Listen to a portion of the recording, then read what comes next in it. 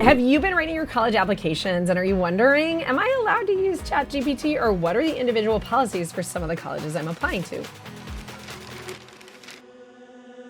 My name is Brooke. I've been coaching students through the college admissions process for over a decade and a half. I've helped students get into top colleges like Harvard and Stanford. We basically went to the top 30 ranked colleges on US News and World Report. But let's first talk about why is it that so many colleges and universities do not have an official policy on AI. And the way that I see it is it's a bit of a zero-sum game. If you do choose to use AI on your college application essays, there's two outcomes. Outcome one is you overuse it, and then either A, you sound like a chatbot or not like a 17-year-old, or B, you write something that is stale and boring because ChatGPT tends to make things kind of stale and boring. Both of those things aren't gonna get you into Harvard. So why does Harvard need a policy on this? Because if you overuse ChatGPT, you're not getting it anyway. It's not going to be good enough. The other alternative is you use it so sparingly that it's undetectable. And if it's undetectable, guess what?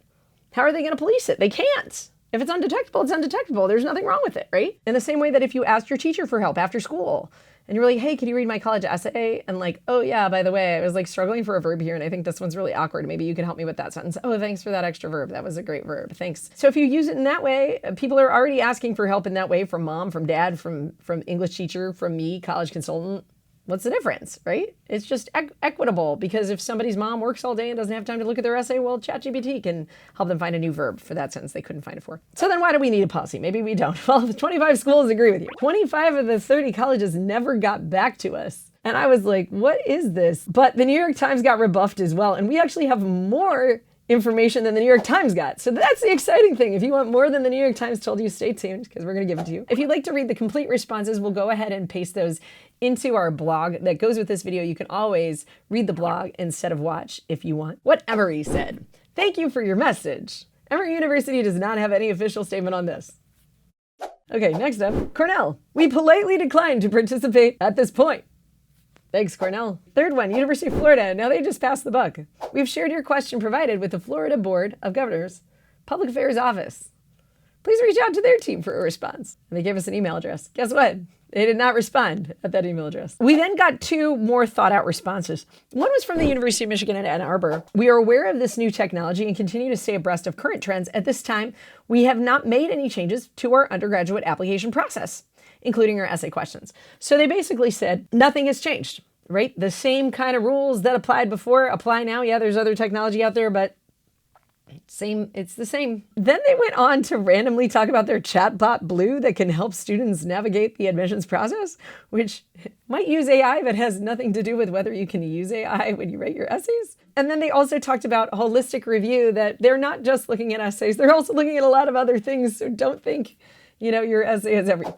And before we get to the two colleges with actual policies that we're going to go over today, if you are looking for help in your college application or essay process, at SupertutorTV, we have myself as well as several other essay coaches who are experts in storytelling, helping you figure out your best story. We don't write your story for you, but we ask you lots of great questions to help you dig through your brain and figure out what are some of your most significant experiences, what parts of you are awesome and unique. And we also have a few consultants, myself included, that can help you with application strategy, with REA, ED, SCEA strategy if you're trying to get into a top school, to evaluate your application and say, hey, are you better off doing ED to Columbia, or should you make that reach and try to REA to Harvard, right? When you're trying to make those decisions, we can kind of take a look at your profile. Schools that actually have policies.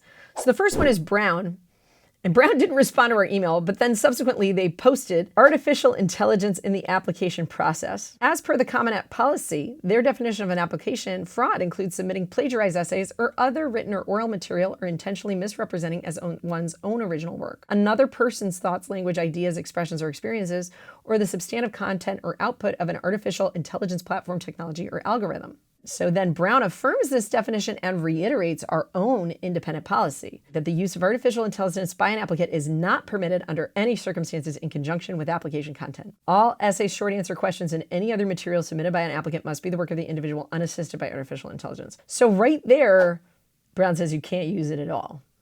Strictest policy I've ever seen. Also, one of the only policies I've ever seen. So let's go to the other policy, because the other policy we got is actually quite interesting. And this is Caltech, and Caltech actually emailed us back. It took them a month, but props to Caltech, and I think they have the best guidelines of anybody. And the New York Times didn't get this one, you guys, but you got it because you watch Super Tutor TV, so good for you. Ethical use of AI guidelines for 2024 applicants. Your essays are where we hear your voice. Relying on AI, specifically large language models such as ChatGPT or Bard, to craft your essay will dilute your unique expression and perspective. While we know AI tools have become readily accessible over the recent months, overuse of AI, overuse it and you will die, will diminish your individual bold creative identity as a prospective techer. What are some examples of unethical uses of AI for Caltech admissions essays? Copying and pasting directly from the AI generator, relying on AI generated content to outline or draft an essay, replacing your unique voice and tone with AI generated content, translating an essay written in another language. What are some examples of ethical use of AI for Caltech admissions essays?